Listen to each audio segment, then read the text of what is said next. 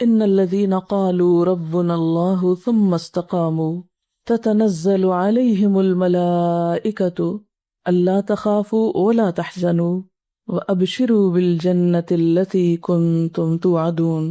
بے شک وہ لوگ جنہوں نے کہا کہ اللہ ہمارا رب ہے، سوال یہ پیدا ہوتا ہے کہ کیا ہم ان لوگوں میں شامل ہیں جو ایسا کہتے ہیں؟ کیا ہمارا قول بھی یہی ہے؟ یقیناً ہم سب یہ کہہ دیں گے کہ ہاں ہم بھی یہ کہتے ہیں، لیکن کیا واقعی جب ہم کہتے ہیں تو اس کو سمجھتے بھی ہیں؟ یہ کہنا کہ ربنا اللہ، اللہ تعالیٰ کے ساتھ گہرے تعلق کا اظہار ہے، یہ صرف چند الفاظ کی تکرار نہیں، یہ کوئی معمولی قول نہیں۔ جو شخص یہ کہتا ہے کہ ربنا اللہ، اللہ ہمارا رب ہے، پھر اس کے سارے معاملات رب کی مرضی کے مطابق ہوتے ہیں، پھر اس کا اپنے رب کے ساتھ شدید گہرا تعلق ہوتا ہے۔ وہ اپنی خوشی میں، اپنے غم میں، اپنے دکھ میں، اپنی پریشانی میں رب ہی کی طرف لوٹتا ہے، کیونکہ ربنا اللہ ہے۔ اور رب کا معنی آپ سب جانتے ہیں کہ کیا ہوتا ہے، جو پرورش کرتا ہے، جو ذرے سے کمال تک پہنچاتا ہے، جو سب کچھ کر سکتا ہے۔ تو اللہ کو رب کہنا کوئی معمولی جملہ نہیں ہے، اور پھر صرف کہنا نہیں، اس کو ماننا بھی۔ ذرا سوچئے اپنی روزمرہ زندگی کے حالات کو، ذرا ڈالیے نظر ایک اپنی مشکلات پر، اپنی الجھنوں پر، اپنی پریشانیوں پر، کس کس موقع پر، کس کس مشکل کے حل کے لیے واقعی اپنے رب کو رب مانا اور رب ہی سے مدد لی اور اسی کی طرف رجوع کیا، اور اس یقین کے ساتھ کہ وہ سب کچھ کر سکتا ہے۔ انبیاء علیہم السلام تو اپنے غم، اپنے دکھ، اپنے شکوے، اپنے سب کچھ اپنے رب ہی کے سامنے کرتے تھے۔ ہمارا طرز عمل کیا ہے؟ جب ہم پر کوئی مشکل آتی ہے تو ہم کس کی طرف دیکھتے ہیں؟ جب ہمیں کوئی بات سمجھ میں نہیں آتی تو ہم کس سے مدد لیتے ہیں؟ رب وہ نہیں جو صرف رزق دیتا اور ہمیں صبح شام کھانے کو دے رہا ہے، رب تو انسان کی صرف جسمانی نہیں، اس کی روحانی، اس کی جذباتی، اس کی ساری مشکلات میں اس کو رزق فراہم کرتا ہے۔ یعنی رب صرف کھانے پینے کا رازق نہیں ہے، رب تو انسان کو انتہائی دکھ، تکلیف اور پریشانی کے موقع پر وہ روحانی غذا دیتا ہے جو مانگنے والوں کو ہی ملتی ہے اور جو تعلق رکھنے والوں کو ہی ملتی۔ اور واقعی جو یہ کہتے ہیں کہ اللہ ہمارا رب ہے، ثم استقاموا، انہیں استقامت نصیب ہوتی ہے۔ جب یہ استقامت نصیب ہوتی ہے تو اگلا انعام ملتا ہے، تتنزل علیہم الملائکہ، پھر ان کے دوست فرشتے بنتے ہیں۔ وہ ساری دنیا میں تنہا ہو کے تنہا نہیں ہوتے، وہ کسی بھی مشکل وقت میں نہیں گھبراتے۔ یہ صرف زبانی لپ سروس کرنے والوں کے اوپر نہیں اترتے کہ جو محض منہ سے بول دیں کہ ربنا اللہ، اور اس کے بعد استقامت نام کی چیز نہ ان میں، اور پھر وہ توقع رکھ بیٹھے کہ ہمارے لیے فرشتے اترے، ہمیں فرشتوں کی تائید اور فرشتوں کی مدد حاصل ہو۔ جن کے اندر استقامت نہیں، جنہوں نے سوچ سمجھ کے نہیں بولا یہ ربنا اللہ، ان کے لیے یہ سب کچھ اگلا نہیں۔ پھر ثم استقاموا، استقامت جم جانا، دنیا ادھر سے ادھر ہو جائے لیکن اپنے نظریے اور اپنی سوچ میں جو اللہ کے ساتھ تعلق ہے، اس میں اللہ کی عبادت میں، اللہ کے دین کی خدمت میں، اپنے مشن میں ایک بال برابر بھی لرزش نہ آنا۔ کسی بھی امتحان کے موقع پر، کسی بھی مشکل کے موقع پر جمے رہنا۔ ایسے لوگوں کو پھر تتنزل علیہم الملائکہ، ان کے پاس فرشتے واقعی آتے ہیں۔ پھر واقعی ان کی یہ کیفیت ہوتی ہے کہ اللہ تخافوا ولا تحزنوا، کس بات کا خوف، کس بات کا غم؟ وہ ہے حقیقی معنوں میں خوف اور غم سے اوپر اٹھنے والے۔ پھر بڑے سے بڑا حادثہ، بڑے سے بڑا نقصان، بڑی سے بڑی پریشانی ان کے اندر نہ کوئی خوف پیدا کرتی اور نہ غم، کیونکہ جو ہی کو خوف کی لہر آتی ہے فوراً اپنے رب کی طرف رجوع کرتے ہیں، کوئی غم کی بات سنائی دیتی ہے فوراً اپنے رب کی طرف رجوع کرتے ہیں۔ ان کو وہاں سے ایسی روحانی غذا ملتی ہے کہ پھر کسی اور چیز کی ضرورت بھی نہیں رہتی۔ وَأَبْشِرُوا بِالْجَنَّةِ الَّتِي كُنْتُمْ تُوعَدُونَ، اور ہر حال میں استقامت اختیار کرنے والوں کے لیے ہی پھر کیا ہے؟ جنت کی خوشخبری ہے کہ دنیا میں جو بھی تکلیف آئے گی، اگر کانٹا بھی چبھے گا، کوئی بھی ناگوار صورت پیش آئے گی، کوئی بھی خواہش کے خلاف، کوئی بھی مرضی کے خلاف، تو کیا ہوگا؟ سب سے آخرت میں محفوظ ہے۔ جب رب نے ساری راحتیں وہاں رکھ دی اور بتا دیا کہ رستہ بڑا مشکل ہے، کٹھن ہے، تکلیف دہ ہے، حفت الجنت بالمکارہ، جنت تو گھیر ہی ناپسندیدہ چیزوں سے دی گئی ہے۔ یہ ہو نہیں سکتا کہ کوئی جنت کے رستے کا مسافر ہو اور اس کے رستے میں پھر ناپسندیدہ چیزیں نہ آئیں، اس کی مرضی کے خلاف چیزیں نہ آئیں، اس کی پسند کے خلاف باتیں نہ ہوں۔ لازم ہے یہی رستہ، جنت کا رستہ، اس کے بعد کچھ نہیں، کوئی دوسرا رستہ ہے ہی نہیں جنت میں جانے کا۔ لیکن ہم کیا چاہتے ہیں؟ ہم جنت میں بھی پہنچیں اور اس رستے میں ہمیں کسی بھی ناگوار اور مرضی کے خلاف کسی صورتحال کا کوئی سامنا نہ کرنا پڑے، اور یہ امر محال ہے۔ ممکن ہی نہیں. احسب الناس ان يتركوا ان يقولوا آمنا وهم لا يفتنون. ایسے ہی چھوڑ دیے جائیں گے؟ جنت مفت میں نہیں ملا کرتی. جنت کی خوشخبری ملتی ہی ان لوگوں کو ہے جو اللہ کو رب مان کر اس رستے پر استقامت اختیار کرتے ہیں. لا يخافون لومۃ لائم. پھر انہیں نہ لوگوں کی باتوں کی پرواہ ہوتی ہے نہ کسی اور چیز کا خوف ہوتا ہے، تبھی جا کر وہ جم جاتے ہیں. ایسے ہی لوگوں کو فرشتے کہتے ہیں نحن اولیاؤکم فی الحیات الدنیا وفی الآخرہ. ہم تمہارے دوست ہیں دنیا میں بھی اور آخرت میں بھی، دونوں جگہ. اور یہ چونکہ قرآن کے الفاظ ہیں اس لیے ان میں کوئی شک تو کیا ہی نہیں جا سکتا.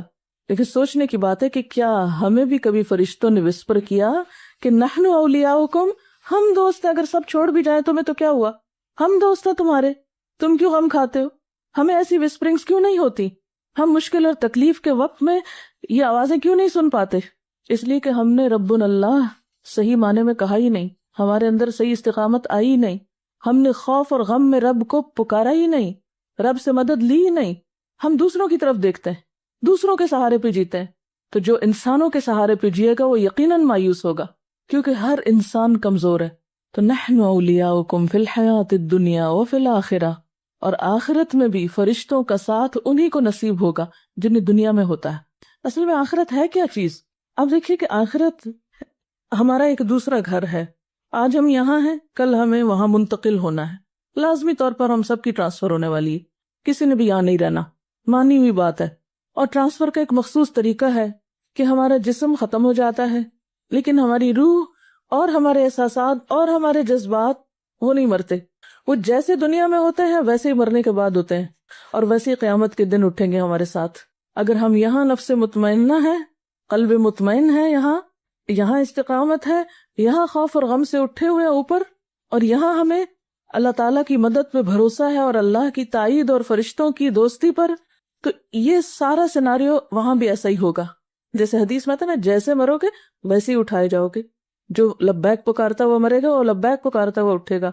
جس مجلس میں، جس محفل میں، جن باتوں میں، جن دوستوں میں، توفنا مع الابرار، جن لوگوں میں، جن سوچوں میں، جن احساسات میں، جن محبتوں میں، جن چیزوں میں مرو گے بعین ہی انہی کے ساتھ اٹھو گے، وہ نہیں مریں گے.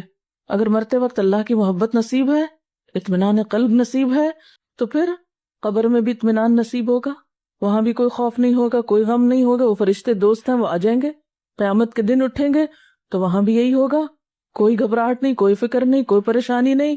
فوراً آ پہنچیں گے دوست، فوراً اپنی تحویل میں لے لیں گے، فوراً رستہ دکھائیں گے، ہر مرحلے پر ساتھ دیں گے. کیونکہ ایسے لوگوں نے مادی سہاروں سے اوپر اٹھ کے کسی اور کو سہارا مانا ہے، اور پورے یقین کے ساتھ نحن اولیاؤکم فی الحیات الدنیا، دنیا میں بھی ساتھ ہیں تمہارے، وفی الآخرہ، اور آخرت میں.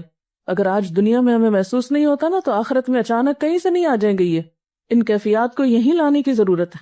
اور یہ کیفیات پیدا اس وقت ہوتی ہے جب انسان سچے دل سے رب کو رب مانتا ہے، اور جب انسان استقامت اختیار کرتا ہے، چاہے مرضی کے مطابق حالات ہو یا خلاف ہو. جب واقعی انسان اللہ کو تھام لیتا ہے، فقد استمسک بالعروۃ الوثقی لا انفصام لها. لیکن ہم نے اپنے رب کو تھاما ہی نہیں، اس کی طاقت کو جانا ہی نہیں، اس پہ پورا یقین کیا ہی نہیں. اس لیے ہماری یہ کیفیات ہوتی ہیں، اس لیے ہم گرتے پڑتے رہتے ہیں، اس لیے کبھی اس کا ہاتھ پکڑتے ہیں، کبھی اس کا سہارا لیتے ہیں، کبھی اس کا لیتے ہیں. جب تک ہم یہ شرک چھوڑیں گے نہیں، میں اسے ایک طرح کا شرک کہوں گی، کہ جو امیدیں ہمیں اپنے رب سے ہونی چاہیے وہ ہمیں انسانوں سے ہیں، جو محبت اپنے رب سے ہونی چاہیے وہ انسانوں کو دے رکھی ہے ہم نے، جو عظمت اور جو مقام اور جو بلندی رب کا ہمارے نگاہ میں ہونا چاہیے وہ ہم نے اور دوسری مادی دنیا کی چیزوں کو دے رکھا ہے. پھر جب ہم نے سہارا غیر اللہ کو بنا رکھا ہے تو مدد وہاں سے کہاں سے آئے گی؟ ہمارے کہنے اور کرنے اور معاملے میں بہت فرق ہے. ہم کہتے وہی کچھ ہے جو یہاں لکھا ہوا ہے لیکن کرتے نہیں ہیں.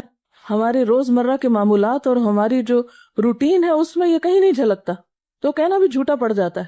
اور جنت ہی وہ جگہ ہے وَلَكُمْ فِيهَا مَا تَشْتَهِي أَنفُسُكُمْ، کہ جہاں انسان کی خواہشات پوری ہو سکتی.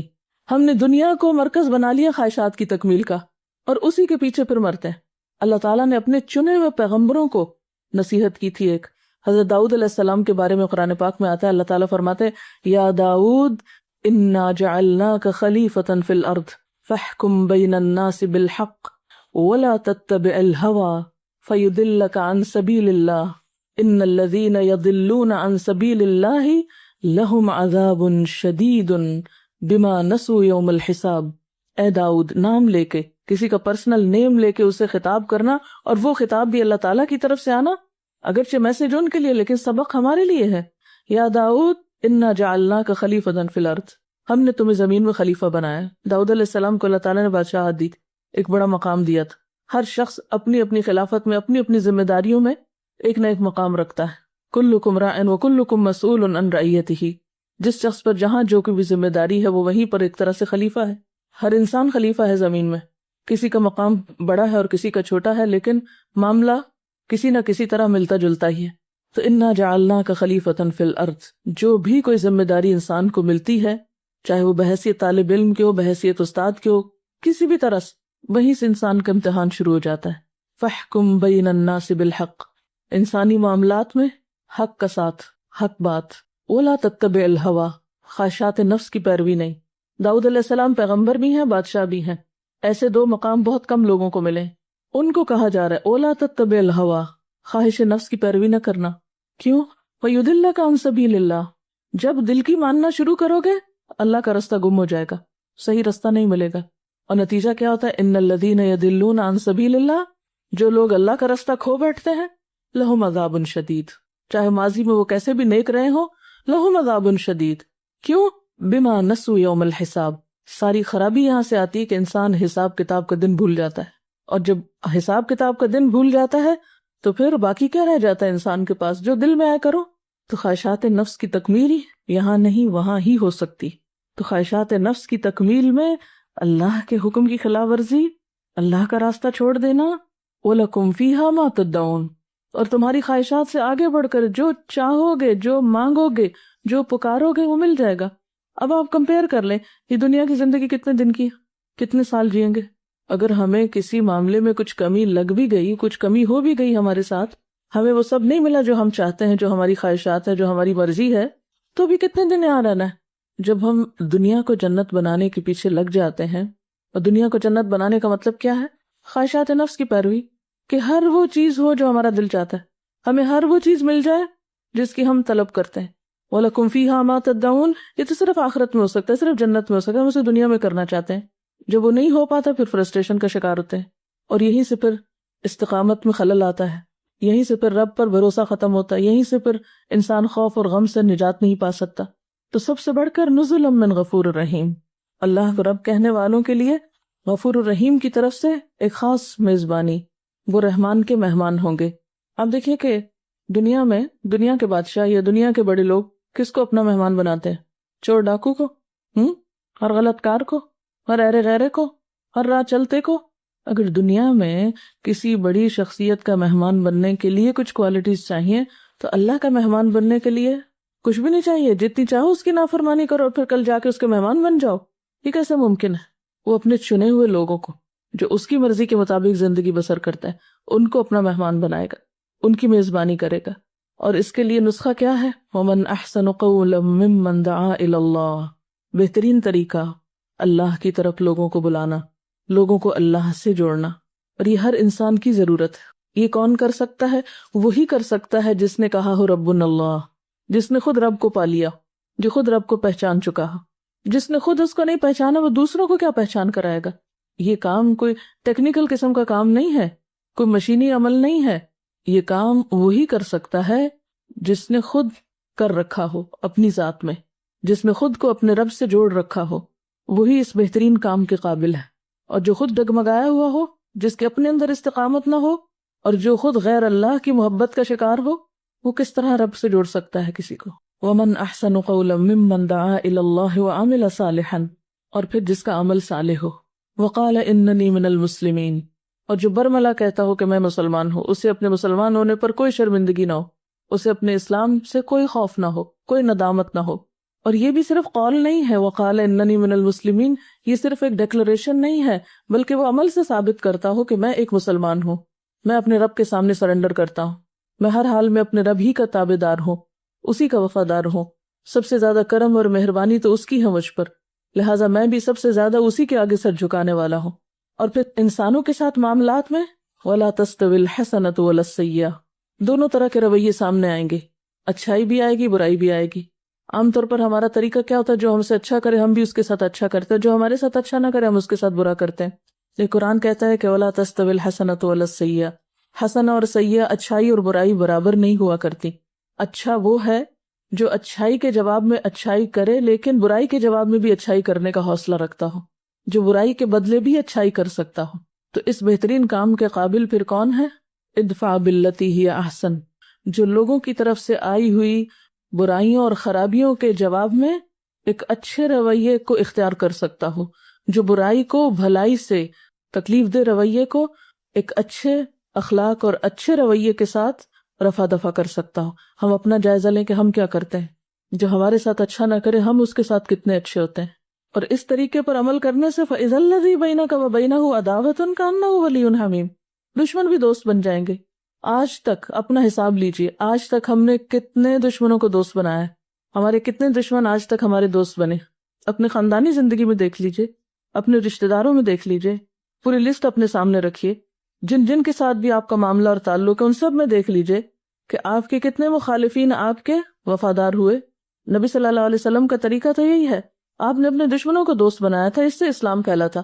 ہم دوستوں کو بھی دشمن بنا لیتے ہیں، ہم اپنوں کو بھی دور بھگا دیتے ہیں، بالکل ٹوٹلی اس کے برعکس عمل ہے ہمارا۔ دین کیسے پھیلے گا؟ وَمَنْ أَحْسَنُ قَوْلًا کا کام کیسے ہو سکتا ہے؟ اور فرمایا کہ جو دشمنی رکھنے والا ہے اس کا رویہ کیا ہوگا؟ كَأَنَّهُ وَلِيٌّ حَمِيمٌ، وہ دلی دوست بن جائے گا۔ ہم میں سے ہر شخص اپنے دائیں بائیں آگے پیچھے جتنے بھی لوگوں سے اس کے تعلقات ہیں ان سب تعلقات کو پرکھے۔ آپ چاہیں تو لکھ لیں، چاہیں تو دماغ میں لا کر ایک ذہن میں لائیں اور سوچیں کہ کتنے لوگوں کو اب تک میں اپنا دوست بنا چکی ہوں، اور کون سے لوگ ایسے ہیں جو دوست تھے اور چھوٹ گئے مجھ سے، اور کیوں ایسا ہوا۔ عام طور پر ہم غلطی سامنے والے میں دیکھتے ہیں، اپنی غلطی بھول جاتے ہیں، اور جو جتنا دوسروں میں غلطیاں تلاش کرتا ہے اتنا ہی اپنے سے غافل ہوتا ہے۔ اس کو اپنے اندر کی غلطیاں اور خطائیں پھر نظر آ ہی نہیں سکتی، آتی ہی نہیں، اس کو دکھائی نہیں دیتی، کیونکہ وہ کسی اور چیز کی طرف توجہ کیے ہوئے ہے۔ اور کبھی بھی انسانی تعلقات اچھے نہیں ہو سکتے، آپ کے انسانوں کے ساتھ تعلقات اچھے ہو نہیں سکتے جب تک کہ آپ غلطی اپنے اندر دیکھنے کے عادی نہ بنے کہ میرا قصور کہاں ہے، میری کمی کہاں ہے، میری خطا کہاں ہے، میری بھول کہاں ہے۔ جب تک آپ کی نگاہ خود پر نہ پڑے کوئی بھی تعلقات اور معاملات درست نہیں ہو سکتے۔ یہ ہے اصل ٹیسٹ، ادفع باللتی ہی احسن فاذا الذی بینک وبینہ عداوۃ، یہ ہے اصل چیلنج۔ عداوت والوں کے ساتھ یا عداوت کو کس میں بدلنا ہے؟ کأنہ ولی حمیم، صرف اچھے تعلقات میں بھی نہیں، ولی حمیم بننا ہے، ولی حمیم بنانا ہے، دلی دوست، گہرا دوست۔ وما یلقاها الا الذین صبروا، ان سب چیزوں کے لیے ایک نسخہ ہے اور وہ ہے صبر۔ جو صبر نہیں کر سکتا وہ اس میں سے کوئی خیر بھی نہیں پا سکتا۔ وما یلقاها الا ذو حظ عظیم، اور یہ صفت اور یہ کوالٹی اور یہ بھلائی نہیں ملتی مگر انہی کو جن کی بہت بڑی قسمت۔ عام طور پر ہم قسمت کے لیے اللہ تعالیٰ کو مورد الزام ٹھہراتے ہیں، لیکن یہاں سے کیا پتہ چلتا ہے کہ آپ کی قسمت آپ کے اپنے ہاتھ میں ہے۔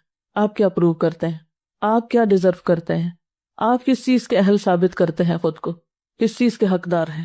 وما یلقاها الا ذو حظ عظیم، یہ ذو حظ عظیم وہی شخص ہوتا ہے جس کے اندر صبر ہی صبر بھرا ہوا ہو، جو برائی کے جواب میں بھلائی کرنا جانتا ہو، جو دوسروں کی غلطیوں کو معاف کرنا جانتا ہو۔ والکاظمین الغیظ والعافین عن الناس واللہ یحب المحسنین، جو صرف غصے کو پی جانے والے ہی نہ ہوں بلکہ معاف بھی کرنا جانتے ہو اور معاف کر کے احسان کے درجے پر ہوں۔ ہمارا طرز عمل کیا ہے؟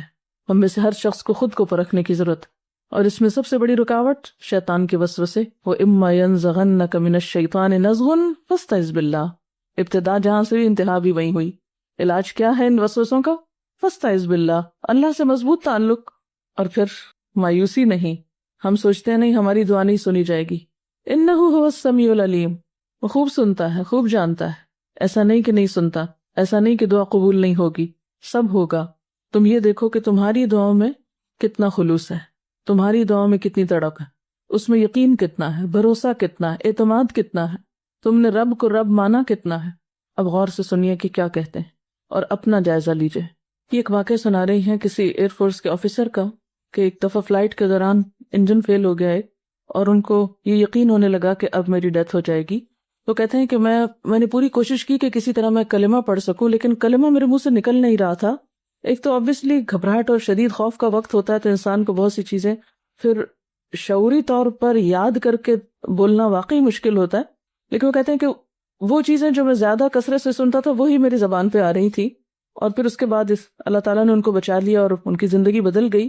لیکن یہ ایک بہت بڑی حقیقت ہے کہ جو گفتگو آپ عام طور پہ کرتے ہیں، جو آپ کے خیالات ہوتے ہیں، جو آپ کی سوچیں ہوتی ہیں، وہ آپ نے دیکھا ہوگا رات کو سوتے وقت انہی کے ساتھ آپ سوتے ہیں۔ یعنی سونا ہر روز موت کا ایک ایکسپیرینس کرنا ہے بغیر پین کے۔ موت اور نیند ان دونوں میں بہت زیادہ ریزمبلنس ہے۔ تو ہر روز جب آپ سوتے ہیں تو آپ ایک طرح سے موت کا تجربہ کرتے ہیں، بالکل گم ہو جاتے ہیں، کانشیس آپ کا اس سے ختم ہو جاتا ہے۔ تو جن احساسات کے ساتھ آپ سوتے ہیں، حتیٰ کہ بچوں میں آپ نے دیکھا ہوگا کہ آخری بات جس پہ بچہ ضد کر کے یا جو آپ اسے کہہ کے سوتے ہیں یا جو آپ سے مطالبہ کرتے کرتے سوتا ہے، عام طور پر جب وہ بچے اٹھتے ہیں تو اٹھتے ہی تھوڑی دیر کے بعد پھر وہی بات کرنے لگتے ہیں۔ اور آپ کو بھی جو فکر اور جو غم سوتے وقت ہوتا ہے، جب آپ کی آنکھ کھلتی ہے تو اس وقت بھی آپ کے اوپر وہی کیفیت طاری ہوتی ہے۔ یہ ایکسپیرینس ہم دنیا میں بھی کر رہے ہوتے ہیں اور قیامت کو بھی یہی ایکسپیرینس کریں گے۔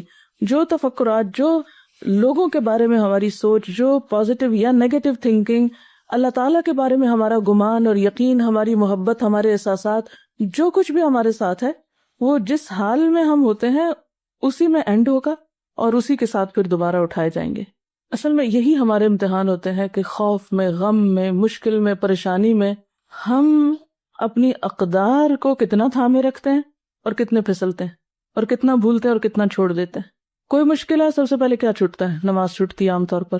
کوئی خوشی کا موقع ہے، سب سے پہلے کیا چھوٹتا ہے؟ نماز چھوٹتی۔ نماز ایک ٹیسٹ ہے نا، جو اللہ تعالیٰ کے ساتھ ہمارا ایک بونڈ یا ہمارا جو ایک تعلق ہے اس کو ظاہر کرتا ہے۔ تو جب ہر مشکل میں وہ بونڈ ہی ٹوٹتا ہے، وہ ظاہری تعلق ٹوٹتا ہے، بھوک ہو، نیند ہو، غم ہو، خوشی ہو، سب سے پہلے جو بریک آتی ہے وہ نماز میں آتی، یا غفلت یا ڈیلیز یا وٹ ایور۔ تو جب اسی سے رابطہ مضبوط نہیں ہے تو پھر باقی یہ سب کچھ کی امید اور تمنا کس لیے؟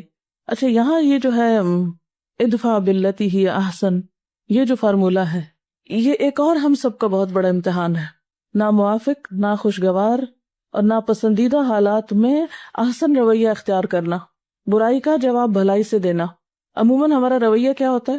کسی نے اگر چھوٹی برائی کی ہم سے تو ہم اس سے بڑی جب تک نہ کر چکے تو تسلی نہیں ہوتی، اور صرف اس سے نہیں، اس کو نشر نہ کر چکے جب تک۔ حضرت خدیجہ کا واقعہ سناؤں گی۔ ابن اسحاق کہتے ہیں کہ مکہ میں رسول اللہ صلی اللہ علیہ وسلم نے جب امر حق کا اعلان کیا تو آپ کو وہاں کے لوگوں کی طرف سے سخت اذیت اور مخالفت کا سامنا کرنا پڑا۔ یہ مخالفتیں بعضوں کے گھر کے اندر ہوتی ہیں، بعضوں کے باہر ہوتی ہیں، کہیں بھی ہو سکتی ہیں۔ آپ کی اہلیہ خدیجہ بنت خویلد فوراً ہی آپ پر ایمان لے آئیں، مخالفتوں کے باوجود آپ کو مان لیا، کسی کی پرواہ نہیں کی کہ لوگ کیا کہتے ہیں۔ اب تک وہ آپ کی زندگی میں شریک تھیں، اب وہ آپ کی مصیبتوں میں بھی شریک ہو گئیں۔ مخالفین آپ کے گرد جمع ہو کر شور مچاتے، طرح طرح سے آپ کو ستانے کی تدبیریں کرتے۔ یہی حالات تھے کہ ایک روز خدا کے فرشتے جبریل علیہ السلام آپ کے گھر آئے۔ انہوں نے رسول اللہ صلی اللہ علیہ وسلم سے کہا کہ خدیجہ کو ان کے رب کی طرف سے سلام پہنچا دیجئے۔ اس کے بعد جبریل علیہ السلام نے کہا کہ مجھے حکم دیا گیا ہے کہ میں خدیجہ کو ایک ایسے گھر کی خوشخبری دے دوں جو موتیوں کا ہے، وہاں نہ شور ہے اور نہ تکلیف ہے۔ امرت ان ابشر خدیجہ ببیت من قصب لا صخب فیہ ولا نصب۔ یہ حضرت خدیجہ رضی اللہ تعالیٰ عنہا کے لیے ایک بشارت تھی، لیکن عام اہل ایمان کے لیے ایک نصیحت، ایک سبق کہ ان کو یہ بشارت کیوں ملی، ان کے لیے اللہ تعالیٰ کا سلام کیوں آیا، ان کے لیے جبریل علیہ السلام کے ذریعے جنت کے اس خاص محل کا وعدہ کیوں کیا گیا۔ اور یہ ایک پیشگی خبر تھی نا، ابشروا بالجنت التی کنتم توعدون۔ یہ صرف ان کے لیے نہیں تھی، یہ تو سب اہل ایمان کے لیے ایک طرح سے وعدہ ہے، لیکن اس صورت میں جب کوالٹیز بھی وہی ہوں جو ان کے اندر تھیں۔ یہ ہم سب کو کامیابی کا ایک رستہ دکھاتا ہے کہ کامیابی کا رستہ ہے کہاں سے۔ مومن کو موجودہ دنیا میں سرکش انسانوں کی طرف سے اذیتیں پیش آتی ہیں، یعنی ہو نہیں سکتا کہ آپ کی دنیا تانوں سے، پریشان کن باتوں سے خالی ہو جائے۔ ان کا شور اور ان کے اشتعال انگیز الفاظ سننے پڑتے ہیں، یعنی آپ کو لوگوں کی طرح طرح کی باتیں سننی پڑتی ہیں۔ ایسے موقع پر مومن کو یہ نہیں کرنا کہ وہ ایسے لوگوں سے لڑنے لگے۔ کیا نہیں کرنا؟ کیا نہیں کریں گے بتائیے؟ کہیں سے بھی اشتعال انگیز خبر سن، کہیں سے بھی ناپسندیدہ بات سنیں، کوئی گالی گلوچ سنیں، کوئی جھوٹ، فریب، دھوکہ، کسی بھی قسم کی کوئی بات، تو آپ کو یہ نہیں کرنا کہ جواباً آپ ان سے لڑنے لگے۔ اس کے برعکس مومن کو چاہیے کہ وہ ان کو نظر انداز کرتے ہوئے اپنی توجہ آخرت کی طرف موڑ دے، اپنے کام، اپنے مشن، اپنے مقصد پر اور اپنی آخرت پر نظر رکھے۔ وہ اللہ تعالیٰ سے کہے کہ خدایا مجھے ان ناخوشگواریوں پر صبر کی توفیق دے، اور میرے لیے جنت میں ایک ایسا گھر بنا دے جہاں نہ کوئی تکلیف ہو، نہ کسی قسم کا شور و غل ہو۔ دنیا میں ایک انسان خدا پرستی کا پیغام لے کر کھڑا ہو اور انسان پرست لوگ اس سے بگڑ کر اس کے خلاف شور و غل کریں۔ یہ عام طور پر ایسا ہوتا ہے نا، وہ اللہ کے لیے کام کرنے کی طرف پکارے مگر لوگ اس کو ستانے اور پریشان کرنے کے درپے ہو جائیں۔ ان سب کے باوجود اگر وہ صبر کرے تو ایسے شخص کے لیے اللہ کا یہ فیصلہ ہے کہ اس کو اگلی دنیا میں قیام کرنے کے لیے ایسا نفیس ماحول دے گا جہاں وہ ابدی طور پر شور اور تکلیف دونوں سے محفوظ رہ کر پر راحت زندگی بسر کر سکے گا۔ لیکن ہم ہر چھوٹی بڑی بات پہ اوفینڈ ہو جاتے ہیں، آپے سے باہر ہو جاتے ہیں، جوابی حملے کرتے ہیں، غلط ہتھ کنڈے اختیار کرتے ہیں، مسائل کے حل کے لیے حرام رستے اور حرام کام کرتے ہیں، بدگمانی، غیبت، الزام تراشی، بہتان تراشی، یہ ساری چیزیں ہم نے اپنے لیے حلال کر رکھی ہیں۔ پھر اللہ کی مدد کہاں سے آئے گی؟ ہمارے اوقات میں برکت کہاں سے ہوگی؟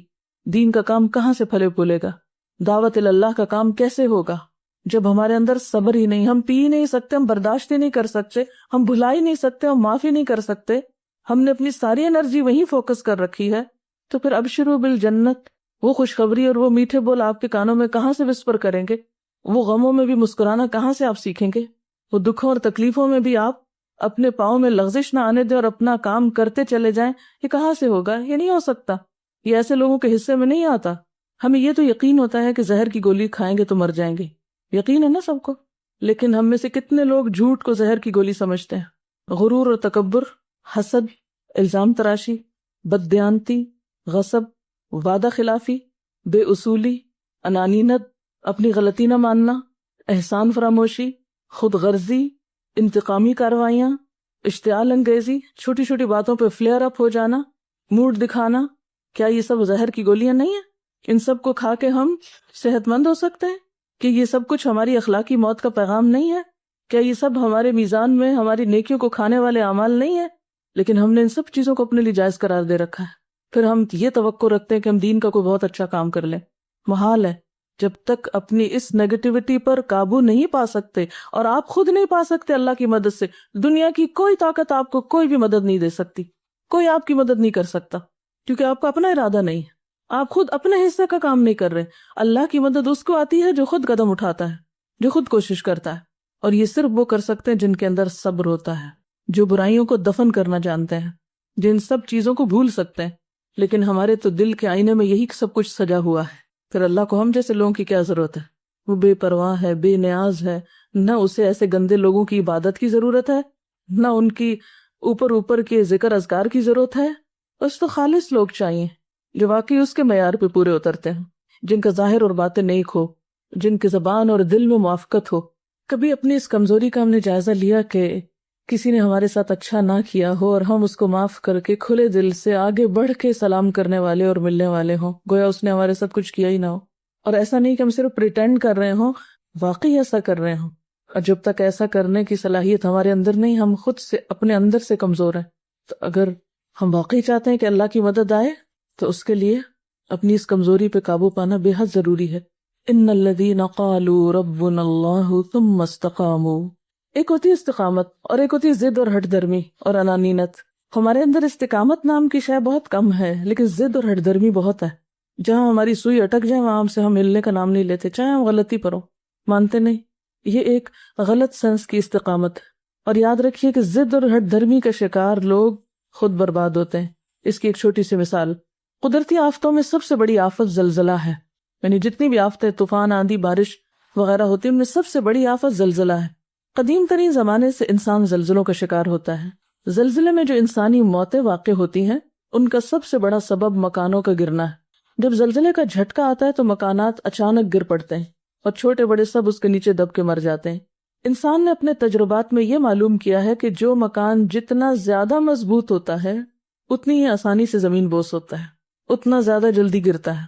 اس سے یہ نتیجہ اخذ کیا گیا کہ زلزلے سے پیدا ہونے والے نقصانات سے بچنے کی تدبیر مکانات کی مضبوطی نہیں بلکہ اس کی کمزوری ہے۔ مضبوط مکان بے لچک ہوتا ہے، وہ زلزلے کے مقابلے میں مستحکم طور پہ کھڑا رہنا چاہتا ہے۔ مضبوط مکان اس میں لچک نہیں ہوتی، اسٹرانگ سالڈ ہوتا ہے، یعنی دوسرے لفظوں میں آپ یوں کہیے کہ ضد اور ہٹ دھرمی کا شکار ہوتا ہے کہ میں نے نہیں ہٹنا، تم بدل جاؤ مجھے نہیں بدلنا۔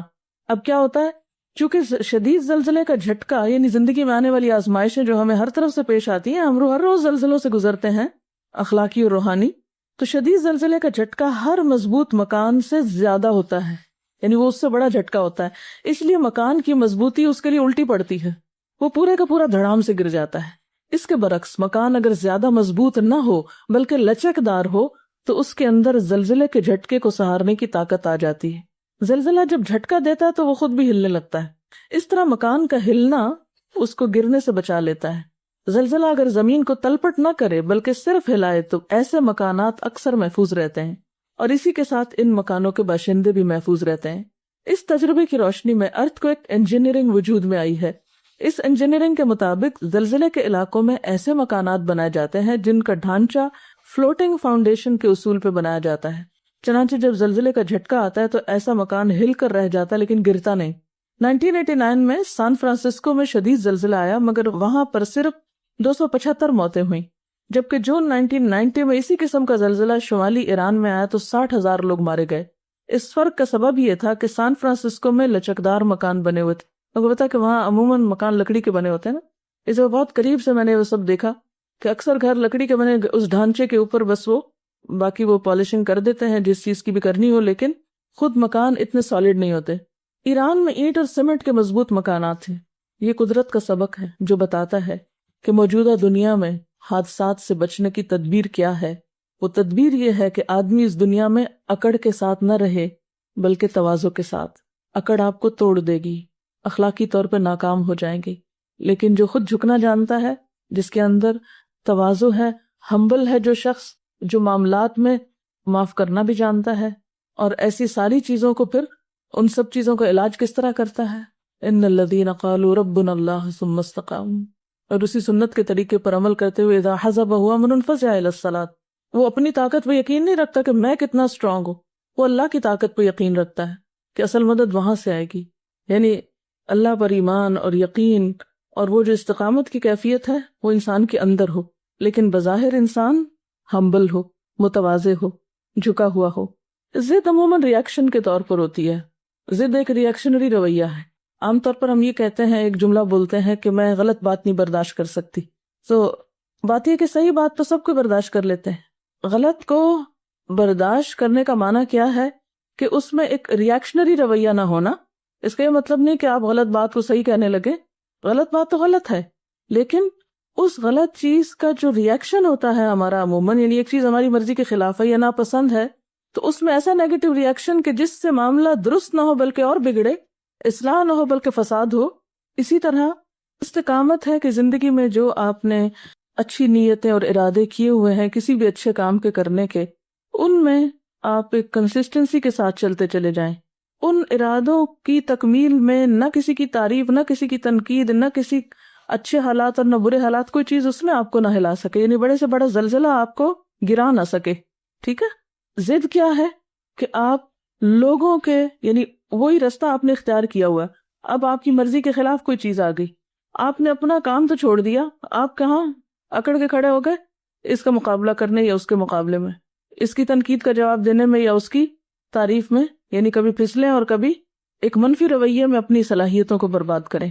ہر چیز نیگیٹو اور پازیٹو ساتھ ساتھ چلتی ہے نا انسان کے، یہ نہیں ہو سکتا کہ کسی میں استقامت ہو مگر ضد نہ ہو، دونوں چیزیں ہیں۔ اور امتحان کے لیے نا الہمہا فجورہا و تقواہا، انسان جو ازداد یا کنٹرڈکشنز کا مجموعہ ہے، دونوں چیزیں ہوتی۔ جب انسان کا بیلنس خراب ہوتا ہے، یعنی جب آپ کے دین کے کام میں استقامت متزلزل ہوتی ہے تو آپ ضد انا کا شکار ہو جاتے ہیں، یعنی ادھر وہ چیز بڑھ جاتی ہے۔ اور جب آپ اپنے اصل مشن میں استقامت کے ساتھ چل رہے ہوتے ہیں تو یہ چیزیں تھوڑی بہت آتی جاتی ہیں اور ان کو آپ ساتھ ساتھ ہٹاتے چلے جاتے ہیں، یعنی یہ ہوں گی دونوں ہی چیزیں، چھٹکارا نہیں ہو سکتا اس نیگیٹیوٹی سے، لیکن یہ کم ہو سکتی ہے اس تناسب سے جتنی آپ کی ایک پازیٹو کام کے کرنے میں جماؤ زیادہ ہے یا فوکسڈ زیادہ ہے یا آپ کی کنسنٹریشن زیادہ ہے. یہ بالکل ایسی نا جیسے آپ پڑھ رہے ہیں, پڑھتے پڑھتے ایک مکھی آ جاتی ہے. ہاں, اب آپ کی استقامت کیا ہے؟ پڑھتے رہیں. اور مکھی کو, اور دوسرا طریقہ کیا ہے؟ کتاب کریں بند اور مکھی کے پیچھے بھاگنا شروع کر دیں. بہت سے لوگ زندگی میں یہ رویہ اختیار کیے ہوتے ہیں. وہ ایک مکھی اتنا ان کو بادر کرتی ہے کہ وہ اپنا کام چھوڑ کے بیٹھ جاتے ہیں. ناپسندیدہ ناگوار صورتحال ہر روز پیش آئے گی, ہر دم پیش آئے گی. آپ کا امتحان کیا ہے کہ آپ مکھی کے مقابلے کے لیے تلوار استعمال کر رہے ہیں یا توپ استعمال کر رہے ہیں, یا کسی اور طریقے سے اس کو ختم کیا جا سکتا ہے. ان الذین قالوا ربنا اللہ, بے شک وہ لوگ جنہوں نے کہا کہ اللہ ہمارا رب ہے.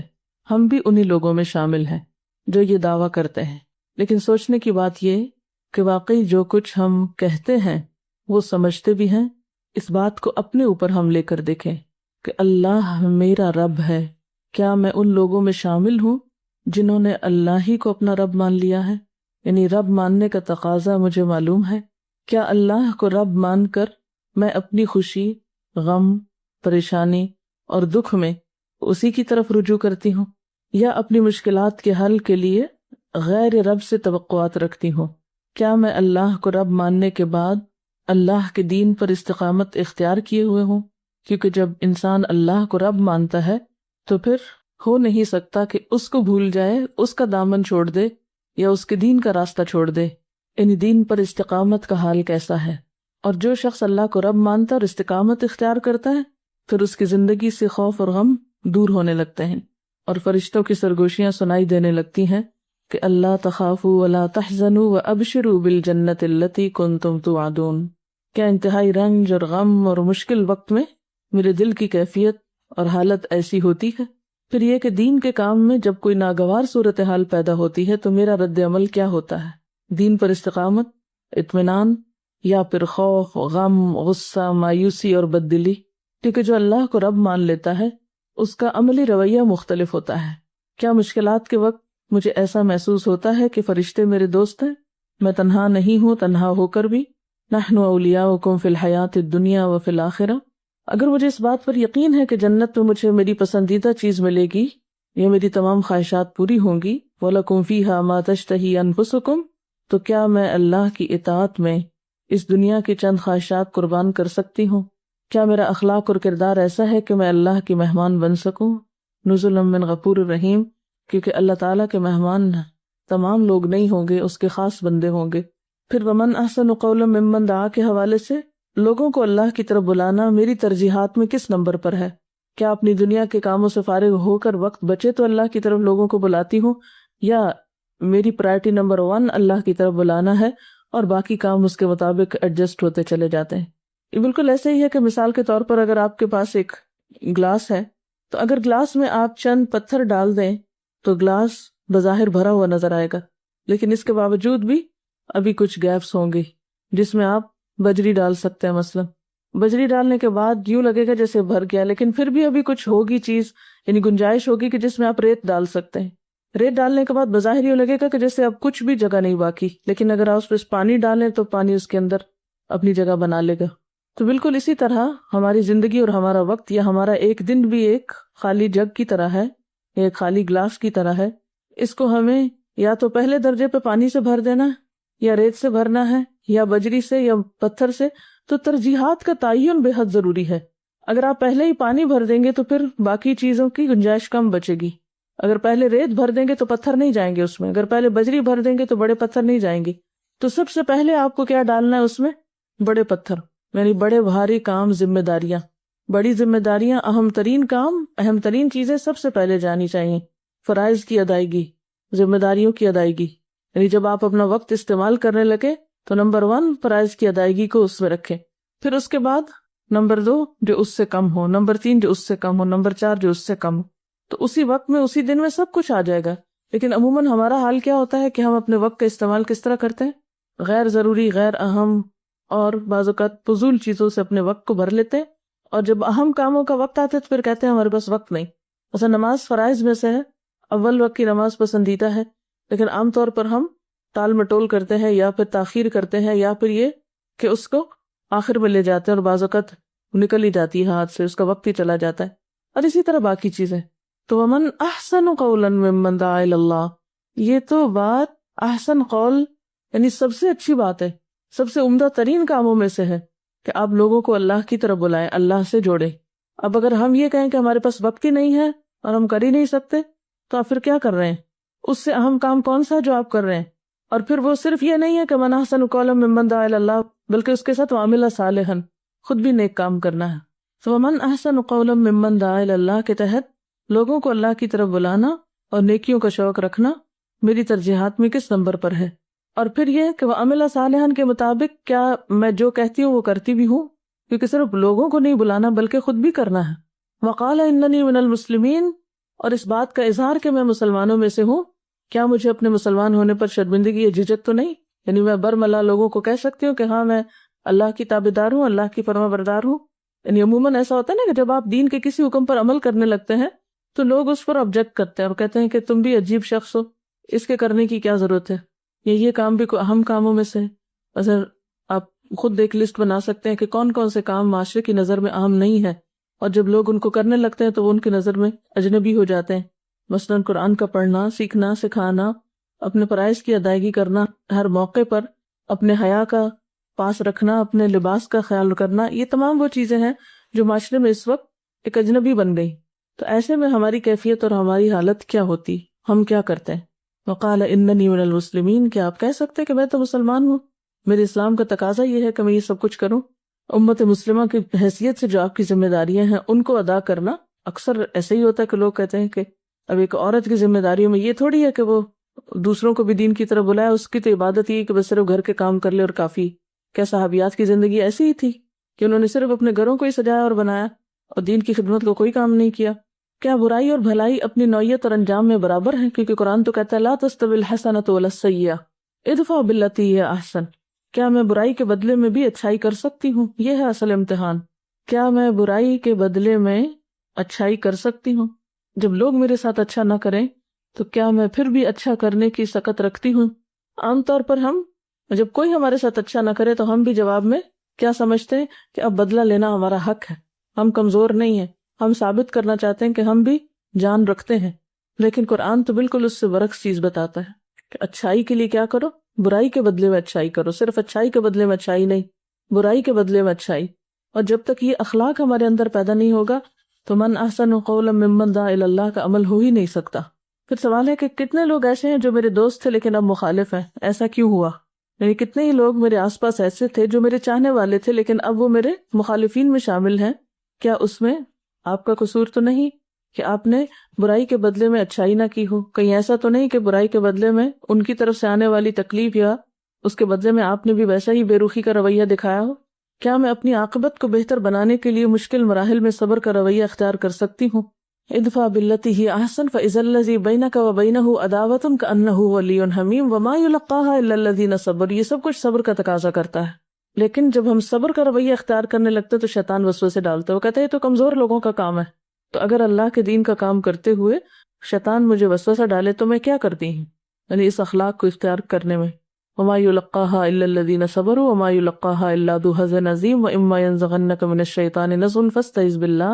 تو کیا میں واقعی اللہ سے مدد طلب کرتی ہوں؟ اور کیا میں یقین رکھتی ہوں کہ انہ هو السمیع العلیم ہے؟ کیا میری دعا میں اتنا یقین، خلوص، تڑپ اور بھروسہ ہے اللہ کی ذات پر کہ واقعی مجھے محسوس ہو کہ اللہ نے میری دعا سن لی ہے؟